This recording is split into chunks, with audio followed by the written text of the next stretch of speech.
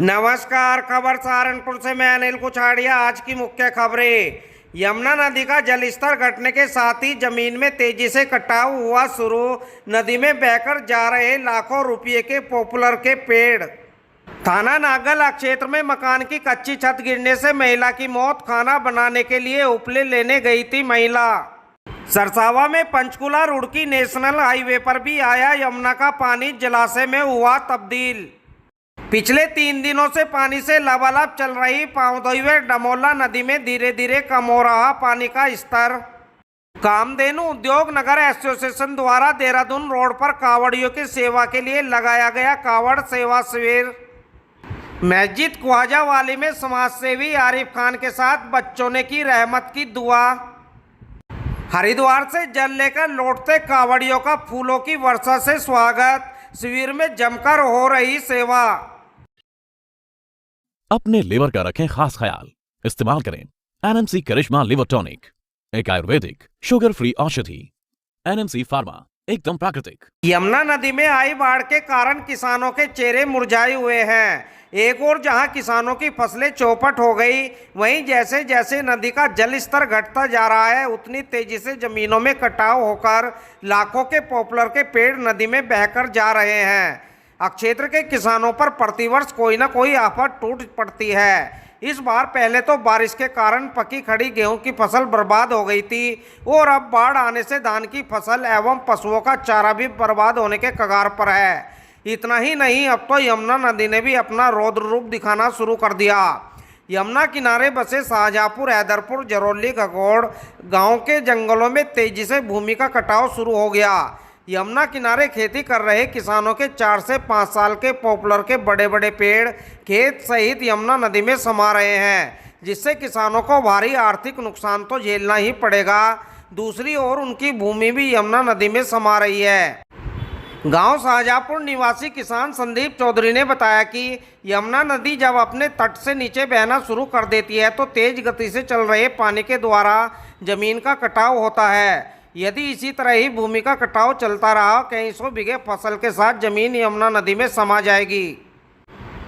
यमुना नदी में बहकर आ रहे पॉपुलर के भारी भरकम पेड़ को पकड़ने के लिए कुछ लोग अपनी जान जोखिम में डाल नदी किनारे डेरा जमाए हुए हैं। पुलिस को सूचना मिलते ही उन लोगों को वहां से भगाया गया।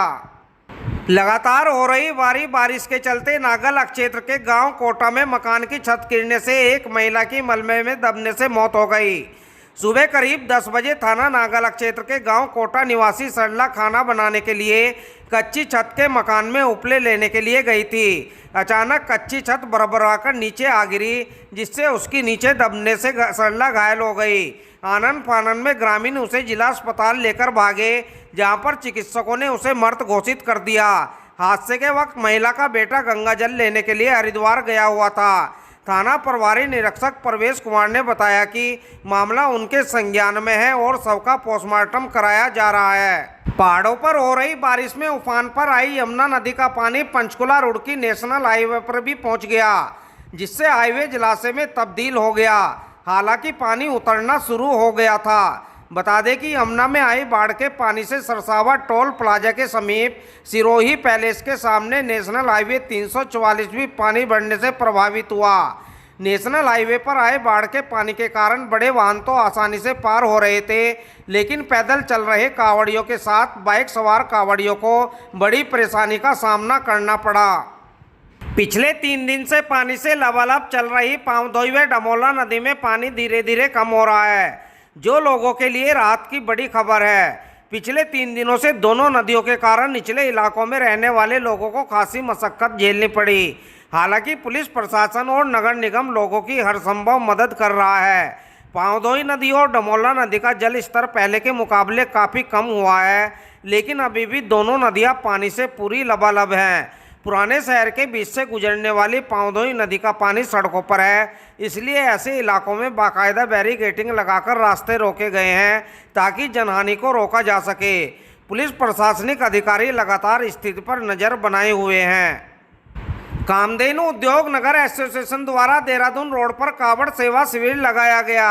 जिसका उद्घाटन एसडीएम युवराज, सीईओ अभिषेक सिंह, थाना जनकपुरी प्रभारी सनोज यादव, आईआईए के पूर्व राष्ट्रीय अध्यक्ष रामजी सुनेजा, पश्चिमी उत्तर प्रदेश संयुक्त उद्योग व्यापार मंडल जिलाध्यक्ष जयवीर राणा, पूर्व अध्यक्ष प्रमोद सड़ाना, अनूप खन्ना, सुषमा बजाज द्वारा किया गया। कामधेनु उद्योग नगर एसोसिएशन के अध्यक्ष राजकुमार अरोड़ा, महामंत्री आशीष गुप्ता, वरिष्ठ उपाध्यक्ष वीरवान भटेजा, कोषाध्यक्ष गुलशन क्वात्रा ने अतिथियों का स्वागत किया।